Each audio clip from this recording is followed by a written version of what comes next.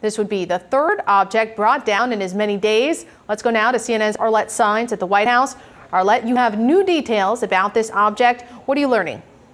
Yeah, Paula, a senior administration official providing some new details to myself, Natasha Bertrand, and Phil Mattingly, detailing what exactly this unidentified object looked like. Now, it was flying at about 20,000 feet when it was shot down. It had been flying over part of Michigan's Upper Peninsula and then was nearing Lake Huron when ultimately it was taken down by fighter aircraft. And what this senior administration official described is that it had an octagonal shape and there were strings hanging from it, but with no discernible payload. Another source who was briefed on the matter also shared that description. And while the U.S. has said that they haven't determined whether there was any intelligence collection capabilities to this object, they are simply not ruling that out at this moment. Now, this object was first detected by NORAD and NORCAM just last night. There was some radar contact that was made, and the U.S. sent some fighter aircraft to try to take a look and see if there was anything out there. Last night,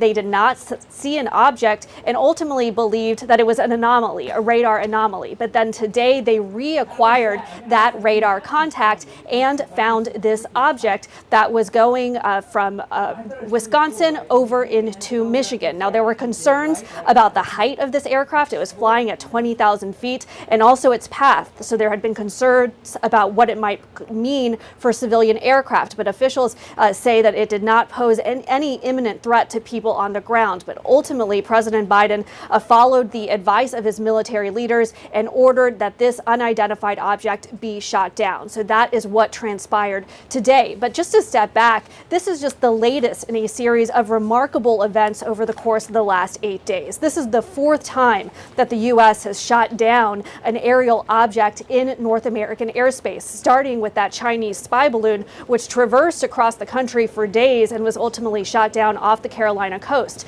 Now there is this trio of unidentified objects with very few descriptors and big questions about where exactly they came from and who they belong to.